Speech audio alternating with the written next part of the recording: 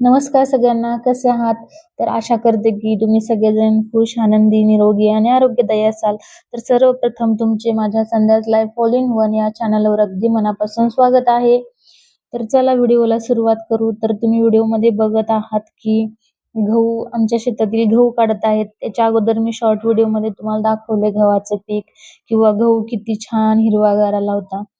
तर आता जवळ-जवळ 2-3 महिने झालेले आहेत.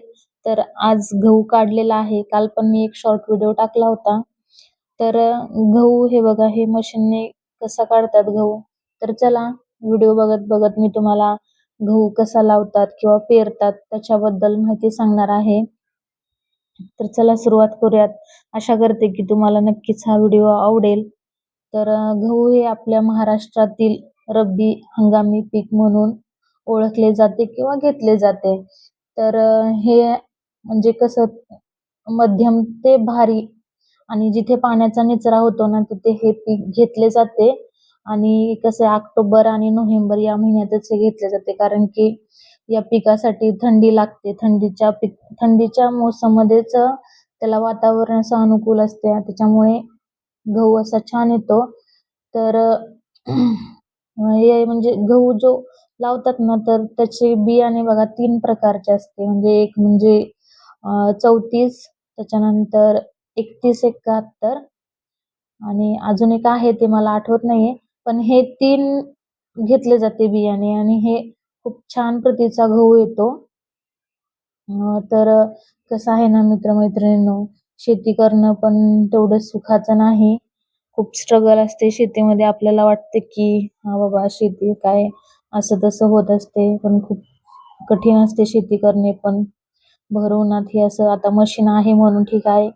जेव्हा आपण हाताने असा गहू काढतो ना त्यावेळेस खरं काय कष्ट असतं ना ते कळतं.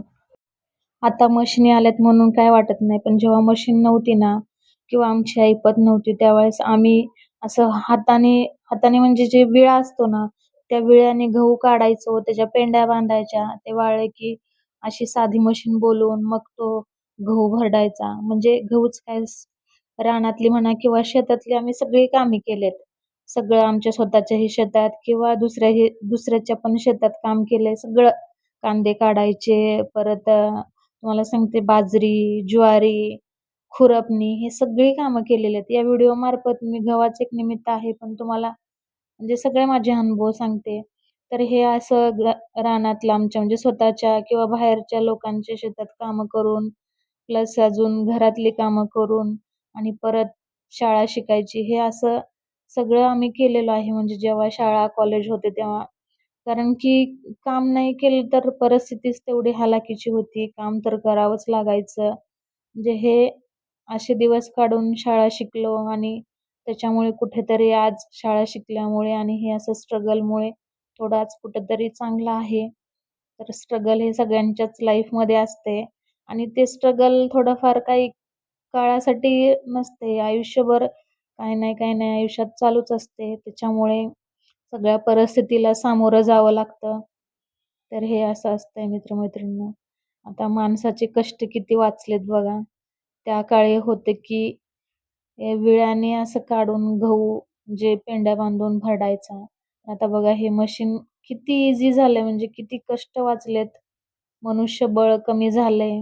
खूप म्हणजे सुविधा हे बाहेरच काय घरात हे अशा अनेक सुखसुविधा आलेत माणसांना.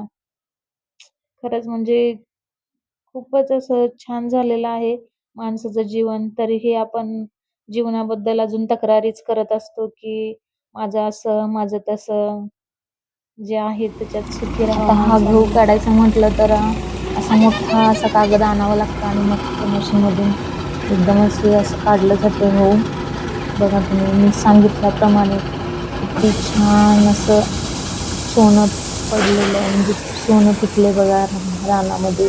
किती छान आहे. एकदम मनाला सुख देते एवढे दिवसाचं कष्ट. किती छान, सुंदर. मनाला खूप आनंद येतो. बघा तुम्ही बघू शकता किती छान नजारा आहे हा. तर धन्यवाद व्हिडिओ पाहिल्याबद्दल. तर व्हिडिओ कसा वाटला कमेंट्स करा, शेअर करा आणि चॅनलला प्लीज सपोर्ट करा.